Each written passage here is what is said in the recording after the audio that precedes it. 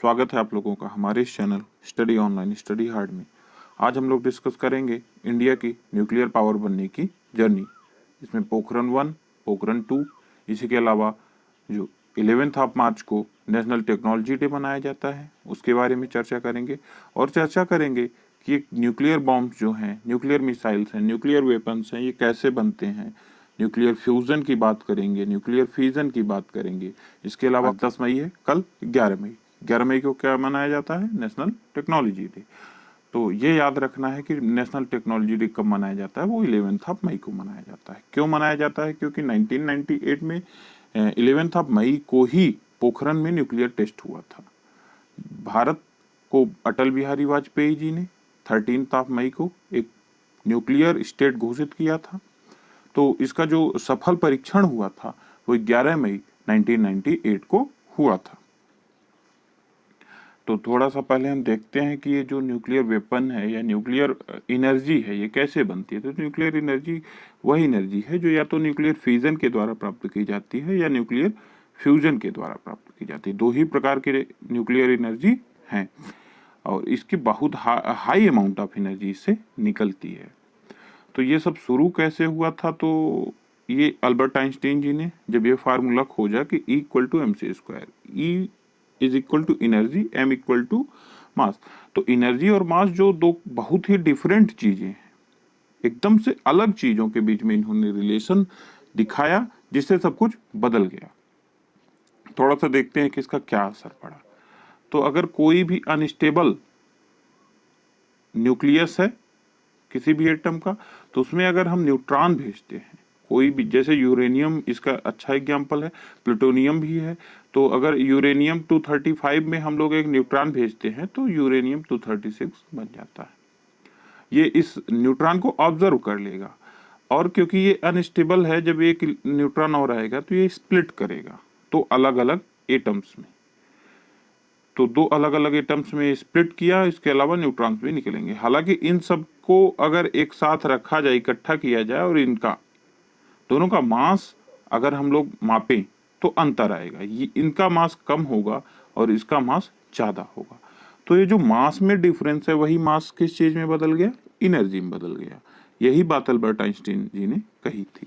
अब कितनी एनर्जी निकलती है इसका अंदाजा आप लगाइए कि अगर 1 ग्राम यूरेनियम की जो एनर्जी निकलती है उसको स्प्लिट करवाने पे, 1 ग्राम यूरेनियम, वो आप अगर कोल उतना बर्न करते हैं तो उसके 2.5 मिलियन गुना होगी। कोल की जो एनर्जी निकलेगी उतने में उसका 2.5 मिलियन गुना, मतलब 25 लाख गुना उतनी ही यूरेनियम में एनर्जी निकलेगी। तो इतनी ज्यादा एनर्जी निकलती है। तो भी जब ज्यादा यूरेनियम कर देंगे तो कितनी एनर्जी निकलेगी? इसी बेसिस पर जो है तो nuclear bomb, nuclear missile, nuclear weapons की खोज की गई। देन एक कॉन्सेप्ट आता है न्यूक्लियर फ्यूजन का। तो फ्यूजन कैसे होता है? फ्यूज करवाते हैं ड्यूट्रियम, टाइट्रियम, ये दो जब फ्यूज करवाएंगे, फ्यूज करवाना मतलब इकट्ठा लाना पड़ता है। तो इकट्ठा लाते हैं तो ये क्या है कि हीलियम में बदल जाता है। अब हीलियम में बदल गया और न्यूट्रॉन जो है इसने रिलीज किया, तो यहां पर भी एनर्जी रिलीज होती है। हालांकि ये थोड़ा सा कठिन कॉन्सेप्ट है। कठिन क्यों है? क्योंकि दो चीजों को पास लाने में इलेक्ट्रोस्टैटिक फोर्स लगता है जो इनको एक दूसरे से दूर भेजता है। तो इनको पास लाने के लिए बहुत हाई टेम्परेचर की आवश्यकता पड़ती है जो कि अर्थ में नॉर्मली व्यक्ति नहीं इतना टेम्परेचर जनरेट कर सकता, अब नॉर्मल कंडीशन पे जनरेट कर सकता है। तो ये जो न्यूक्लियर फ्यूजन का कॉन्सेप्ट है ये आप सन, क्योंकि सन में बहुत ज्यादा हीट होती है तो वहां पर आपको हाइड्रोजन और हीलियम, आपको पता होगा कि सन की एनर्जी का जो सोर्स है वो हाइड्रोजन और हीलियम है। तो वहां पर यही कॉन्सेप्ट काम करता है न्यूक्लियर फ्यूजन का। ड्यूट्रियम, टाइट्रियम ये इकट्ठे होके हीलियम बनाते, हीलियम में कन्वर्ट होते हैं और इसके अलावा लार्ज अमाउंट ऑफ एनर्जी यहां से निकलती है। तो चलिए आगे बढ़ते हैं, थोड़ा सा हिस्ट्री देखते हैं न्यूक्लियर वेपन्स की। तो केवल अभी तक में एक बार ही न्यूक्लियर वेपन यूज किया जा चुका है, मतलब वर्ल्ड वार सेकेंड के टाइम पे एक ही देश ने यूज किया था, यूनाइटेड स्टेट्स ने। कहाँ पर किया था? जापान के ऊपर किया था, हिरोशिमा और नागासाकी पर।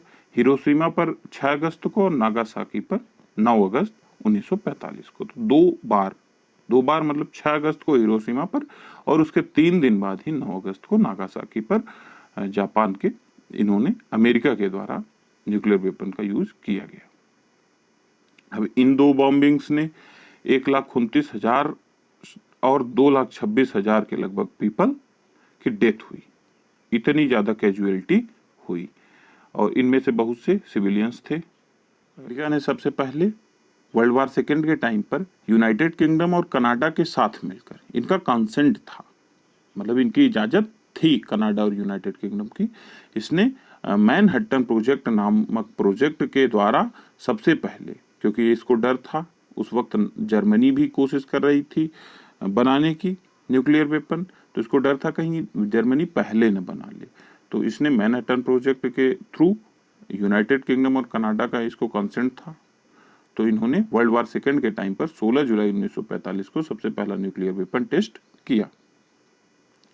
अब रसिया, जो कि इसका स्ट्रॉन्ग अपोजिशन था 1945 के बाद, कोल्ड वार स्टार्ट हो गया, तो रसिया, क्योंकि रसिया बहुत से गुप्त जासूस अमेरिका में रखता था शुरू से ही, तो उन जासूसों के द्वारा इसको जानकारी मिली कि कैसे ये बॉम्ब बनाया गया, तो इसने भी RDS-1 नाम का न्यूक्लियर वेपन सबसे पहले 1949 में बनाया। और जो अमेरिका ने पहला न्यूक्लियर वेपन बनाया था उसका नाम क्या था?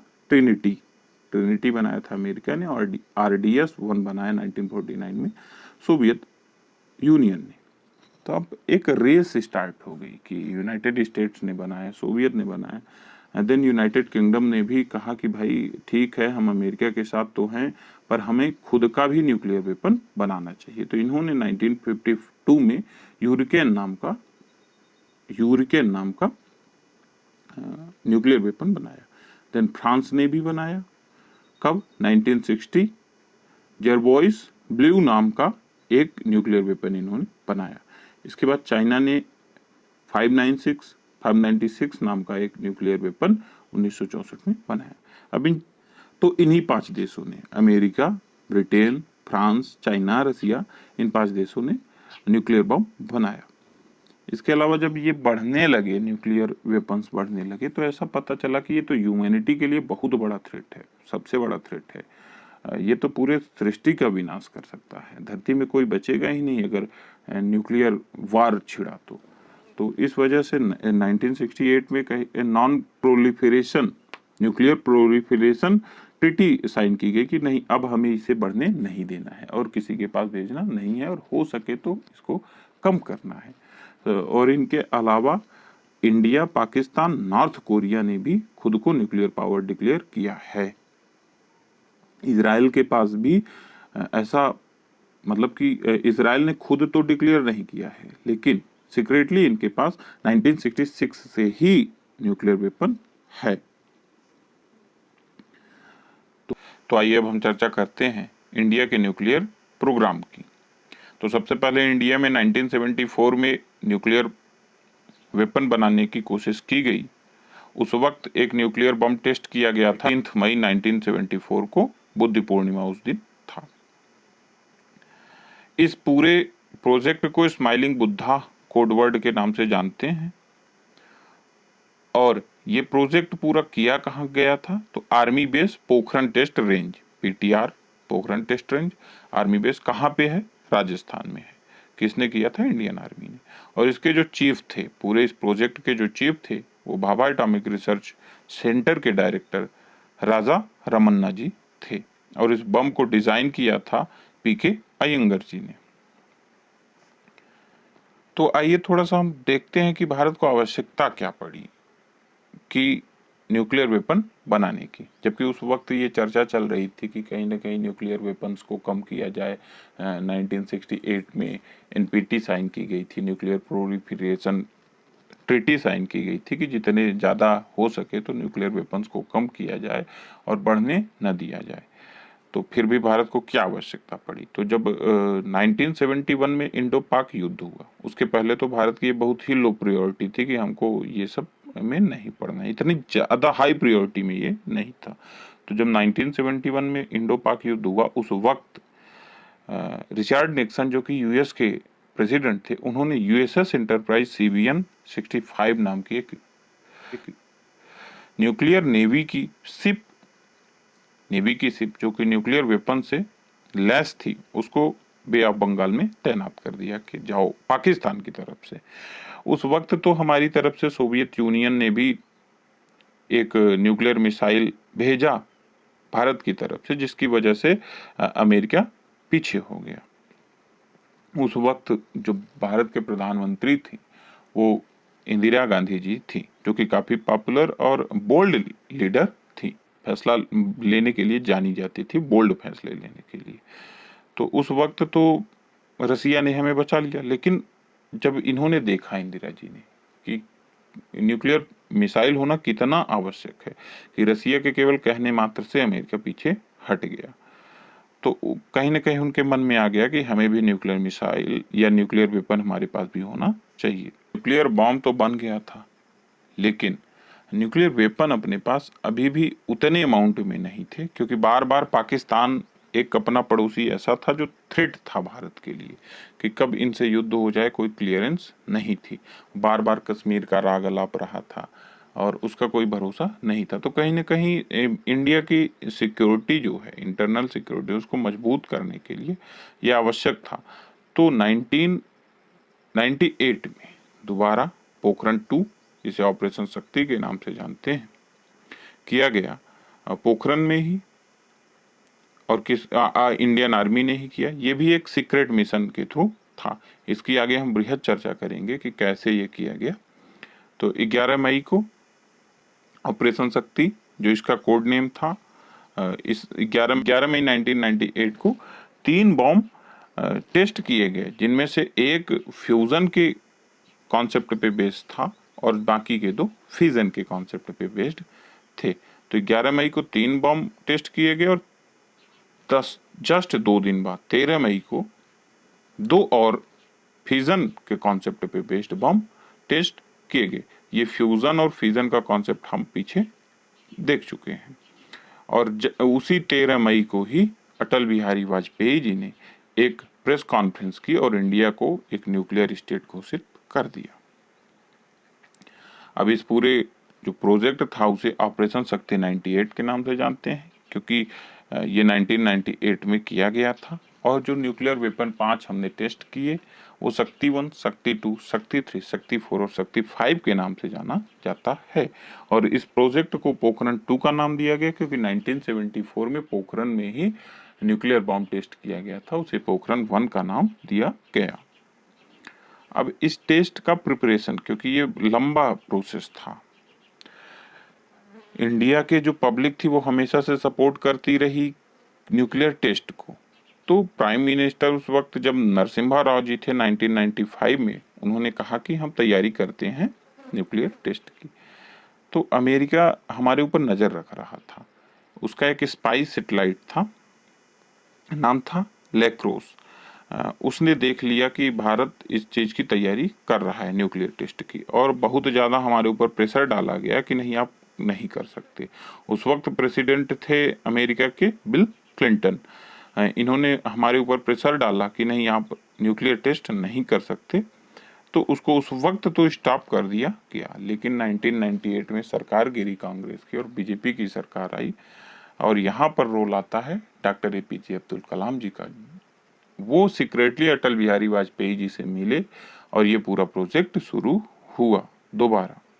इंडियन इंटेलिजेंस को पता था कि अमेरिका हमारा कहीं ना कहीं हमारे ऊपर नजर रख रहा है, तो इसके बावजूद कैसे प्रोजेक्ट पूरा किया जाए, इस सब की एक तैयारी की गई। और उस वक्त जो 2 महान साइंटिस्ट थे, वो डॉक्टर APJ अब्दुल कलाम जी, जो कि DRDO के डायरेक्टर थे, और डॉक्टर R चिदम्बरम, जो कि डायरेक्टर थे डिपार्टमेंट ऑफ एटॉमिक एनर्जी के। तो ये दोनों और अटल बिहारी जी, ये तीनों मिलके मीटिंग किए और इसकी प्रोजेक्ट की शुरुआत की। ये काफी सीक्रेट मिशन था, बहुत ही कम साइंटिस्ट इसमें इन्वॉल्व किए गए, क्योंकि इनको पता था कि 1995 में अमेरिका हमारे ऊपर नजर रख रहा है, तो उस चीज से भी बचना इनको था। तो जो काम किया जाता था वो मोस्टली रात को किया जाता था, और जितने भी साइंटिस्ट थे वो आर्मी की ड्रेस पहन के वहाँ पे काम करते थे, क्योंकि रात को जो फोटो आती थी वो क्लियर नहीं आती थी सैटेलाइट के द्वारा। और सुबह होने के पहले सारे सामान वैसे ही रख दिए जाते थे जैसे पहले था। तो जब सुबह वो मैच करता था पिक्चर की, कल शाम की और आज सुबह की मैच करे, तो कोई भी अंतर नहीं आता था। और एक गड्ढा करके उसके अंदर न्यूक्लियर वेपन को रखा था और वहीं पे टेस्ट कर रहे थे। तो उसके ऊपर एक जाली नेटिंग कर दी गई थी, और जो रेत वहां से निकली थी उसको ऐसे रख दिया, ऐसे कि हवा के डायरेक्शन में रख दिया, जिससे ये लगे कि हवा के द्वारा ये बनाया गया है। तो इस तरह से सीक्रेट काम किया गया, और यहाँ तक कि बहुत से आर्मी वालों को भी नहीं पता था कि ये लोग साइंटिस्ट थे, और उन लोग अपना नाम तक बदल लिए थे, और कई रात वो जागे तब जाके ये मिशन कहीं पूरा हो पाया है। इसके अलावा जो केबल सेंसर्स की केबल्स थी उनको सैंड में दबा दिया जाता है। इसके ऊपर मूवी भी बनी है पोखरन, जिसमें जॉन अब्राहम जी हैं, तो आप लोग देख भी सकते हैं मूवी। ये देखिए, ये नेटिंग कर दी गई है, यहाँ पे गड्ढा खोद के इसी के अंदर न्यूक्लियर वेपन रखा गया और ये नेटिंग कर दी गई। इस तरह से पूरा प्रोसेस, रात में काम होता था, दिन में काम नहीं होता था। So guys, thanks for watching and listening. अगर आप लोगों को वीडियो पसंद आया हो तो इसको शेयर जरूर करें और चैनल को सब्सक्राइब करना न भूलें। Thank you.